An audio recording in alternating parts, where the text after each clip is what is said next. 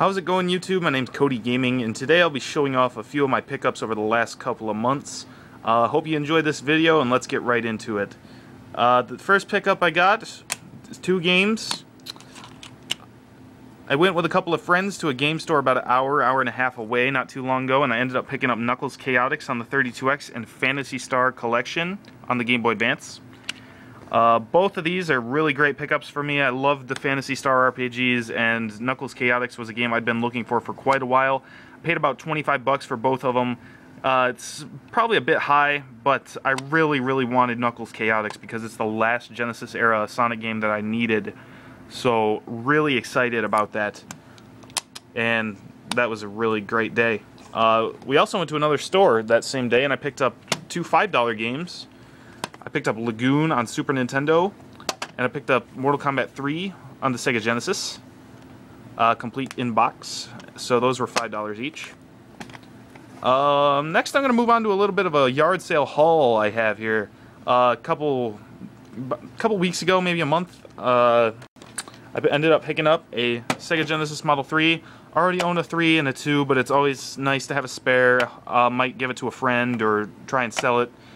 But it came with a Game Genie, and it also came with the following games. We got a Columns Cart, Toki Going Ape Spit, complete in box, General Chaos, complete in box, Super Battle Tank, War in the Gulf, complete in box, and finally, Toe Jam and Earl, Panic on Funkatron, complete in box. Now, I picked up all this for $60, and you might be wondering why. Obviously, that wouldn't be worth $60 by itself to any collector that knows their stuff, but I really wanted this Sega Nomad. You saw it in my last video if you watched my videos before. This was a big pickup for me because I love the Sega Genesis. So yeah, not bad there. The Nomad also came with the AC adapter for a car. Gonna be great if I ever need to go on a car ride and want to take it along. Alright, next up, I'm gonna go a little bit away from games for a second, just detail this book, Ready Player One. I heard about this book on the All Gen Gamers podcast, which is Gamester81, Metal Jesus Rocks, Pete Doerr, and Jason Heine, the EMU review. They do a great podcast. If you don't listen to it, you should definitely go check it out. But yeah, they were talking about this book, Ready Player One, and I picked it up. And if you're a fan of like 80s culture or retro video games or anything like that, you should definitely give this book a try. Even if you don't read very often, which I don't, you should give this book a try. Trust me, it's fantastic. Ernie Klein did a really great job on it. Alright, so next up I'm going to go over a couple of recent pickups from a local game store about, maybe 20-minute drive away. First one was Joshua on the NES. It's one of those unlicensed Wisdom Tree Bible games, and I ended up picking this up for only $5, which is pretty cool. It's not something I'd play very often or anything like that, but it's astounding the things that the Nintendo actually had on it. Like, I mean, this cartridge shape alone, and just the oddity factor of it, that's what made me want to pick it up. Actually, yesterday, I ended up going up there again with a buddy, and I found Arkanoid on the NES, which, for those of you that don't know, Arkanoid's like a Breakout clone, and it's a really addicting game. Now, it was $15, which is a little steep, but I ended up picking it up because the reason it was $15 was because it came with this, which is the specific controller for Arkanoid. And it's a blast to play this game with this controller. Like, seriously, I don't know what it is, but I've become almost addicted to it. The controller has a little bit of wear here, and the label on the cart is a bit torn up. But, you know, $15 isn't bad. I see these sets going for like $30 on eBay, so any time I can pay less than eBay prices on a game is when I'm happy. So, I got one more bag of stuff here from today's pickups, and I'll go through it. There's nothing really exciting, but I did stop at a resale store with a buddy, and I found this box full of $4 Nintendo games, and I picked up 5 of them. Now, they weren't all $4, although they're marked $4. I asked the guy if he'd do a bundle deal for me. He said if I bought 5, he'd knock $1 off them. So I got all these for 15 bucks. I just took the opportunity to pick up some common titles that I've been wanting or I didn't have. So this is what I got. I got Gauntlet 2. Pretty excited to own that. Love Gauntlet. Got Commando, Capcom game. It's a 5-screw cart.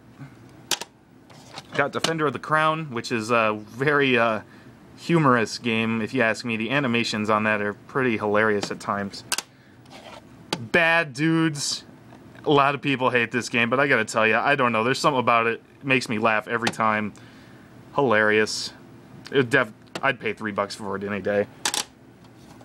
Finally, pro wrestling. I have some really vague memories of playing this as a kid, but from what I remember, I seem to enjoy it. It might have changed now that I'm older, because we got rid of a lot of these NES games when I was little. But it's a black box game, and, you know, pro wrestling, why not? I'll give it a try for $3. Pretty cool to finally own that. One more pickup I forgot to mention here is these two GameCube controllers. I found them at a thrift store after we went and got those 5 NES games I talked about earlier. They were $2.99 each. This one's missing the rubber on the analog, but it's actually comfortable as it is. It's not like pokey or anything. But yeah, additionally, I was gonna pick both these up for $3, but ended up going to the counter, and the lady at the counter said they were having a 50% off sale on everything in the store. So I scoured the store looking for more video games, but I ended up picking up these two things only, but they were only $3 for 2 controllers, which is a phenomenal deal if you ask me.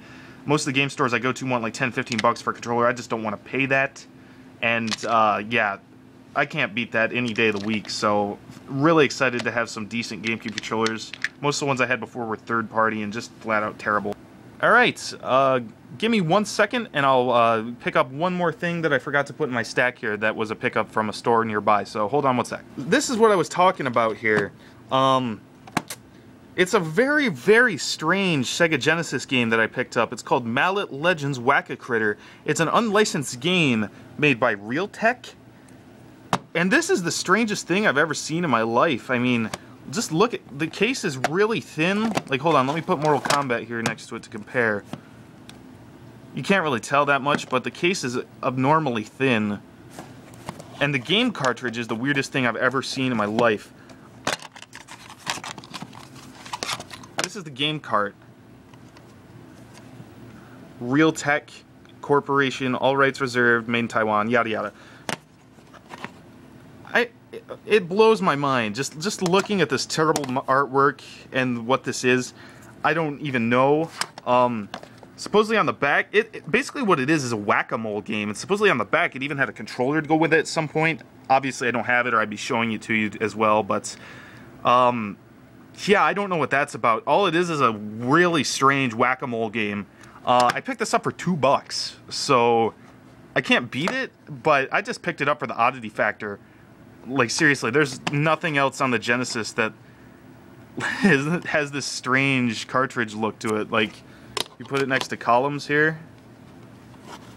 Man, that is wild. So yeah, guys, I hope you enjoyed looking at some of my pickups I've gotten over the past month or so. I appreciate your views. Feel free to subscribe. I'm going to be putting up some more videos whenever I can. Thanks for watching, guys, and take care.